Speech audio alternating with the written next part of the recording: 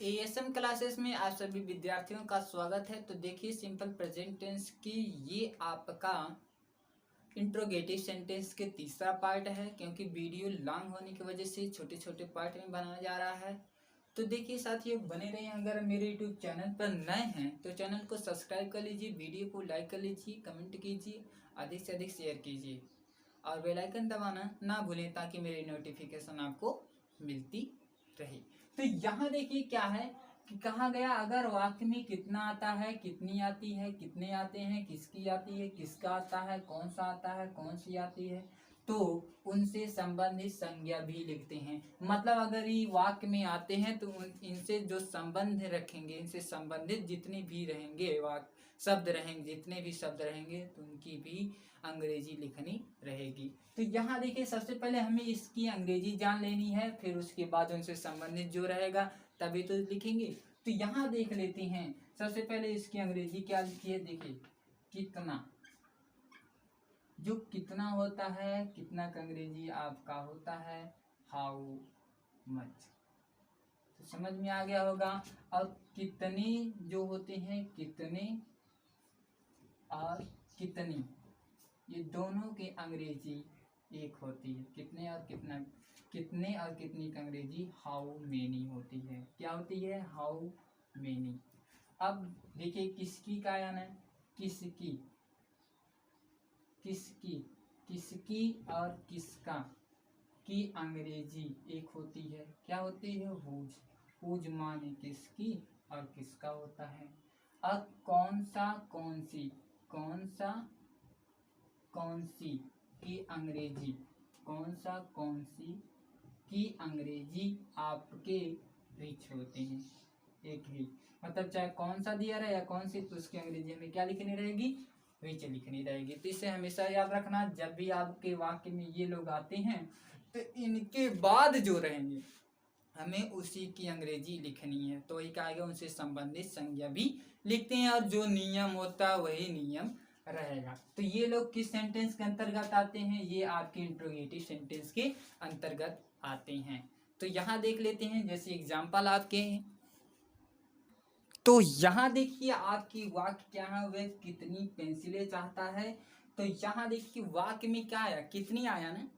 तो वही कहा गया, जब वाक्य में ये लोग आते हैं तो उनसे संबंधित संज्ञा लिखते हैं। अर्थात कहने का अभिप्राय ये है कि अगर वाक्य में ये लोग आते हैं तो उनके बाद, इनके बाद जो वर्ड रहेगा उसी की अंग्रेजी साथ में लिखनी रहती है।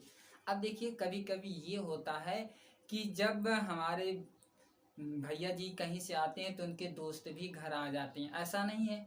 तो मतलब कहीं से आ रहे हैं, मान लीजिए शहर से आए मेरे भैया जी और उनसे उनके साथ हमारे दोस्त भी आ गए। तो अब मैं अपने भैया जी को नमस्ते करूँगा, तो ऐसा नहीं कि उनसे नमस्ते नहीं करूँगा, तो उनसे भी नमस्ते करना पड़ेगा। अगर मैं अपने भैया जी को पानी देता हूँ तो उन्हें भी पानी देना पड़ेगा। तो वही बात है कि अगर ये लोग वाक्य में आते हैं, इनके साथ जो रहेगा उसकी भी हमें सेवा करनी पड़ेगी, मतलब उसकी भी अंग्रेजी लिखनी पड़ेगी। तो यहाँ देखिए कितनी आया ना, और कितनी की अंग्रेजी क्या होती है? हाउ मेनी होती है। तो हमें सबसे पहले क्या लिखना है? हाउ मेनी लिखना है। तो यहाँ देखिए क्या हो जाएगा? How many. समझ में आया ना। और देखिए जैसे ही हाउ मेनी लिखें, कितनी, उसके बाद क्या है? पेंसिलें, तो पेंसिल्स,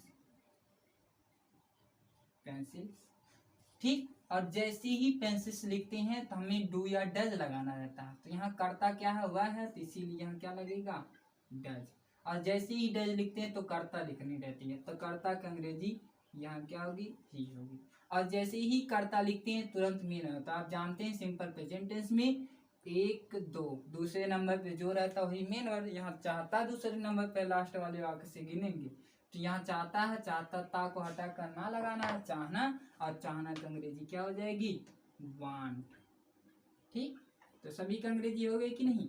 तो how many pencil does he want. देखिए हाउ मेनी मिस कितनी, पेंसिल मिस पेंसिल, और आपके कर्ता के अनुसार डज लगा और वह की अंग्रेजी ही हो गई, वह चाहना की अंग्रेजी वांट। और वाक्य के अंत में प्रश्नवाचक चिन्ह जरूर लगाना है। समझ में आ गया होगा। तो यहाँ देखिए आपके दूसरा वाक्य क्या है, जैसे कि मैं कौन सी किताब पढ़ता हूँ।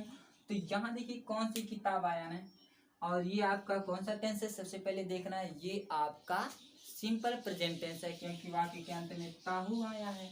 और जब भी आपके वाक्य के अंत में ता है, ती है, ते हैं, ता हूँ, ते हो होता है, तो वो आपका क्या होता है, सिंपल प्रेजेंट टेंस। इसीलिए यहाँ वाक्य के अंत में क्या आया, ताहू आया, तो ये सिंपल प्रेजेंट टेंस है। और वाक्य के अंत में देखिए प्रश्नवाचक चिन्ह लगा है, ये आपका इंट्रोगेटिव सेंटेंस है, ठीक।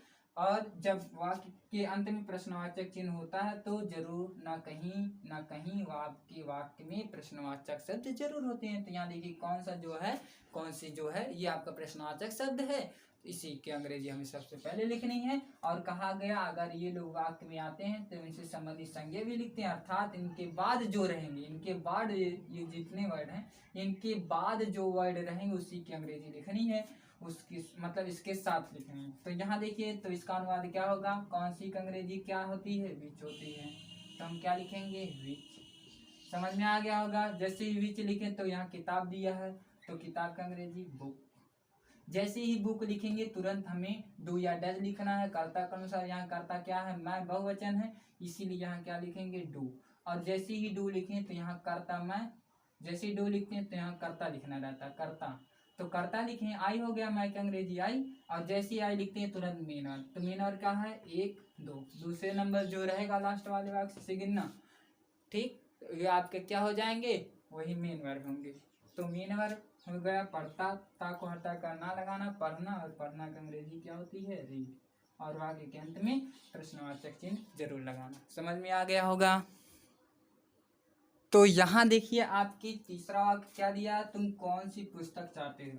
तो सबसे पहले हमें क्या देखना रहता है, ये कौन सा टेंस है और कौन सा सेंटेंस है। तो यहाँ देखिए वाक्य के अंत में ते हो आया, तो इसका मतलब ये सिंपल प्रेजेंट टेंस है। और वाक्य के अंत में प्रश्नवाचक चिन्ह आया, तो ये आपका क्या है, ये आपका इंट्रोगेटिव सेंटेंस है, ठीक। तो इंट्रोगेटिव सेंटेंस में यहाँ देखिए कहा गया अगर वाक्य में कौन, कितना, कितनी, कितने, किसका, किसकी, कौन सा, कौन से होते हैं तो उनसे संबंधित संज्ञा। तो यहाँ देखिए वाक्य में क्या आया, कौन से आया, तो हमें उसकी अंग्रेजी और उसके बाद जो रहेगा उसकी अंग्रेजी, ठीक। तो यहाँ देखिए अब क्या लिखेंगे, तब कौन सी अंग्रेजी आप जानते हैं, विच होती है। और यहाँ कौन सी बात पुस्तक दिया, तो पुस्तक अंग्रेजी बुक होती है। अब जैसे ही विच बुक लिखते हैं तो कर्ता के अनुसार हमें डू या डज लगाना रहता है। तो यहाँ देखिए तुम है, तुम बहुवचन करता है इसीलिए डू। और जैसे ही डू या डज लगाते हैं तुरंत कर्ता लिखना रहता है। कर्ता क्या है, तुम है, और तुम की अंग्रेजी यू। तो देखिए जब आपके प्रश्नवाचक शब्द बीच में होंगे तो कर्ता पहले होंगे वाक्य में। तो यहाँ देखिए ये वाक्य है, जैसे तुम कौन सी पुस्तक चाहते हो, तो यहाँ प्रश्नवाचक शब्द बीच में है तो कर्ता यहाँ देखिए वाक्य के पहले है, ठीक, वाक्य में पहले। समझ में आ गया होगा। तो इसी के अनुसार डू लगा और इसी की अंग्रेजी, तुम की अंग्रेजी यू। जैसे ही कर्ता लिखते हैं तुरंत मेन वर्ब। तो मेन वर्ब कहाँ रहता है, एक दो, लास्ट वाले वाक्य से गिनना, एक दो, दूसरे नंबर जो रहेगा वही मेन वर्ब, ठीक। तो मेन वर्ब आपके क्या है, चाहते, ते को हटा कर ना लगाना, चाहना। और चाहना का अंग्रेजी वांट होती है। तो और वाक्य के अंत में प्रश्नवाचक चिन्ह। तो समझ में आएगा, फिर से देख लीजिए कौन सी अंग्रेजी, विच। और विच इसके बाद ये वर्ड आया तो इसकी अंग्रेजी साथ में लिखनी रहती है क्योंकि नियम के अनुसार। और जैसे ही इसकी अंग्रेजी लिखें तुरंत हमें डू या डज लगाना रहता है। तो कर्ता के अनुसार हमें डू या डज लगाए। और डू यहाँ क्यों लगा, क्योंकि बहुवचन करता है। और जैसे ही डू लिखती तुरंत कर्ता लिखना रहता है। और यहाँ कर्ता तुम है तो तुम की अंग्रेजी यू। और जैसे ही कर्ता लिखते हैं तुरंत मेन वर्ब। तो मेन वर्ब यहाँ क्या है, चाहते। तो यहाँ चाहना का अंग्रेजी वांट हो गई। समझ में आ गया होगा। तो इसका स्क्रीनशॉट ले लीजिए।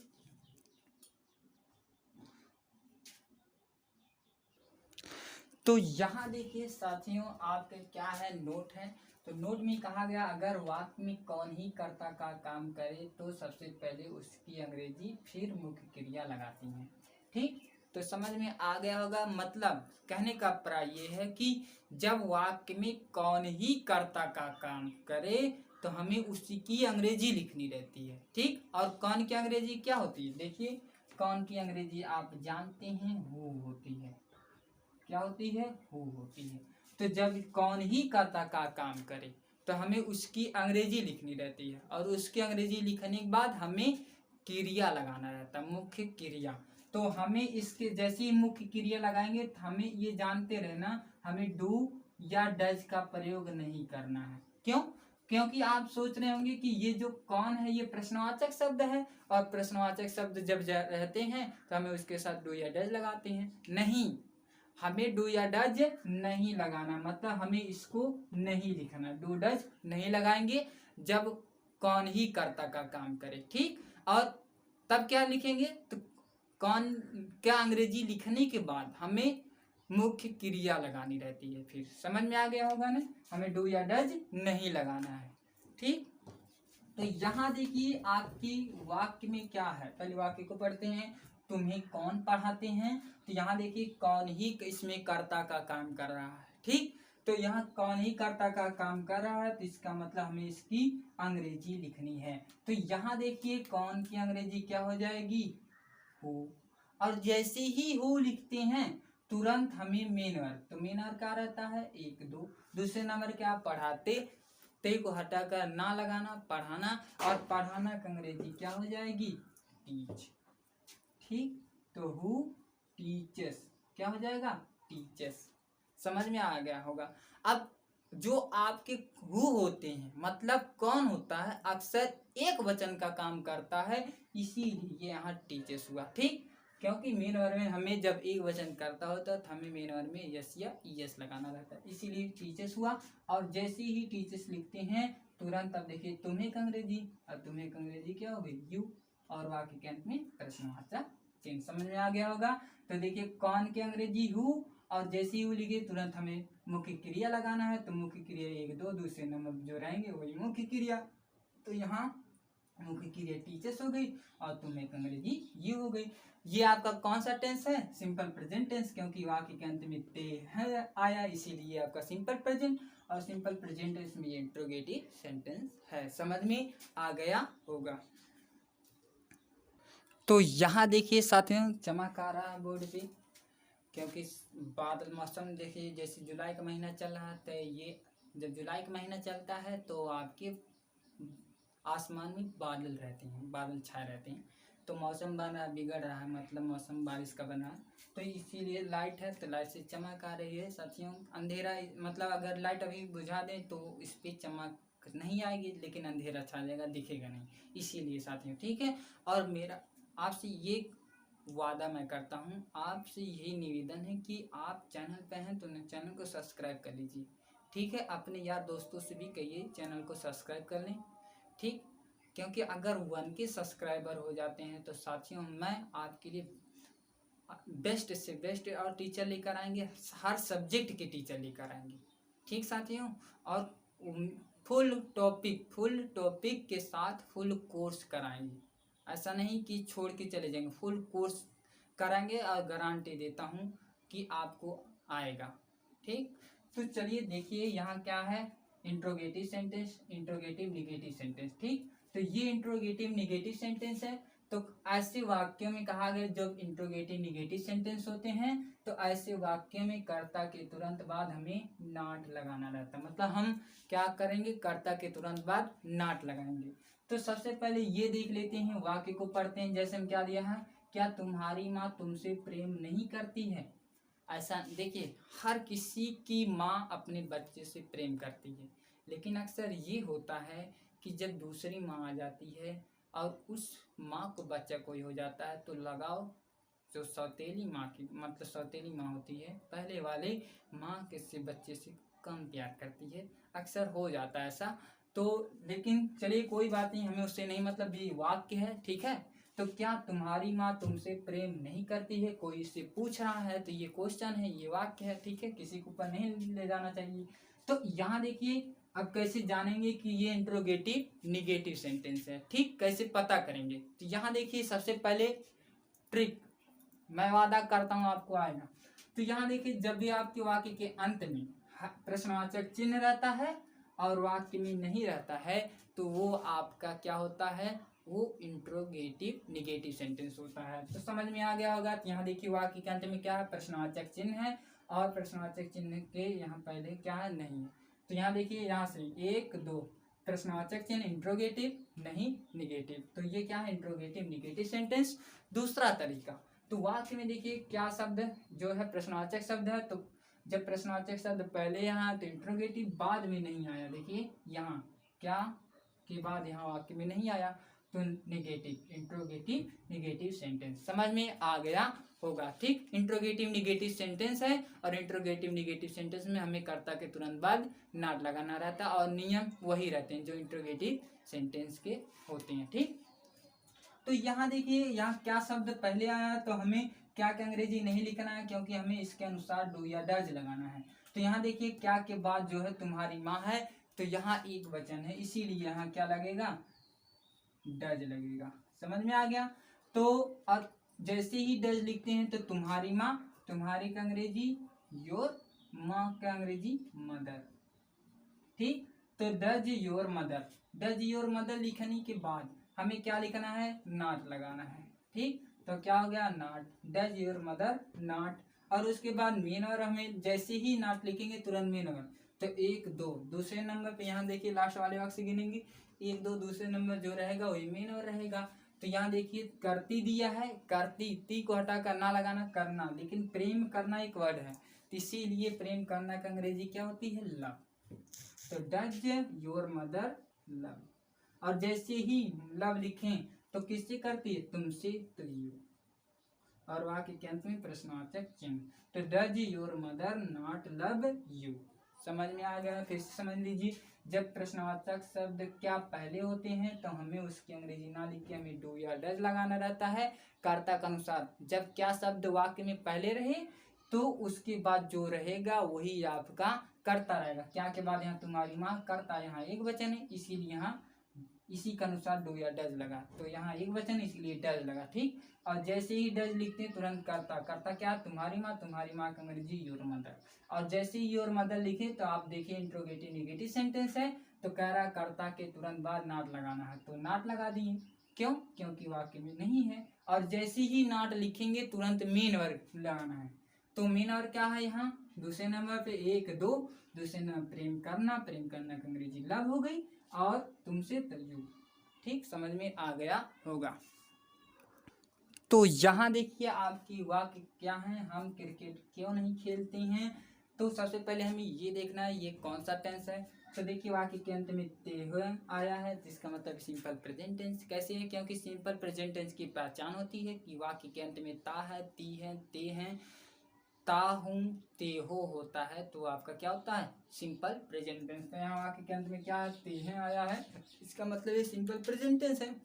अब सिंपल प्रेजेंट टेंस में कौन सा सेंटेंस है देखना, यहाँ देखिए वाक्य के अंत में प्रश्नवाचक चिन्ह आया, तो इसका मतलब ये इंट्रोगेटिव सेंटेंस है। जब वाक्य के अंत में प्रश्नवाचक चिन्ह होता है तो जरूर कहीं ना कहीं वाक्य में आपके प्रश्नवाचक शब्द जरूर होते हैं, ठीक। यहाँ देखिए क्यों है, तो इसका मतलब प्रश्नवाचक शब्द है। लेकिन यहाँ देखिए ये इंट्रोगेटिव निगेटिव सेंटेंस कैसे, क्योंकि क्यों शब्द है, प्रश्नवाचक शब्द पहले है, तो ये क्यों है इंट्रोगेटिव, नहीं उसके बाद है निगेटिव, ये इंट्रोगेटिव निगेटिव सेंटेंस। दूसरा तरीका देखिए, वाक्य के अंत में क्या है, प्रश्नवाचक चिन्ह है, तो इंट्रोगेटिव बाद में नहीं है, निगेटिव। समझ में आ गया ना।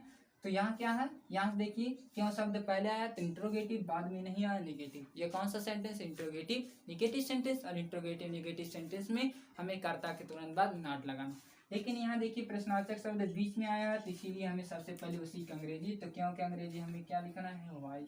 और जैसे ही वाई लिखते हैं तुरंत अब क्या हुआ, वाई लिखने के बाद हमें कर्ता के अनुसार हमें डू या डज लगाना। यहाँ कर्ता, जब प्रश्नवाचक शब्द बीच में होते हैं तो कर्ता हमेशा पहले होते हैं वाक्य में, तो यहाँ हम है तो हम के अनुसार क्या लगेगा, डू लगेगा। डू क्यों लग रहा है, क्योंकि बहुवचन कर्ता के साथ डू लगाते हैं। और जैसे ही डू लिखते हैं तुरंत कर्ता लिखना रहता है, तो हम के अंग्रेजी वी। और वी लिखने के बाद हमें क्या लिखना है, नॉट लगाना है, क्योंकि इंट्रोगेटिव निगेटिव सेंटेंस में कर्ता के बाद हमें नॉट लगाना रहता है। और जैसे ही नॉट लगा दे तुरंत मेनर, तो मेनर क्या है, एक दो, दूसरे नंबर जो रहेगा वही मेनर, लास्ट वाले से देखना एक दो। तो यहाँ देखिए खेलते दिया, ते को हटा कर ना लगाना, खेलना। और खेलना का अंग्रेजी क्या होती है, प्ले। और जैसे ही प्ले लिखते हैं तो क्या खेलता है, मैच खेलता है, प्ले क्रिकेट। क्या हो गया, प्ले क्रिकेट। समझ में आ गया होगा। और वाक्य के अंत में प्रश्नवाचक चिन्ह लगा देना।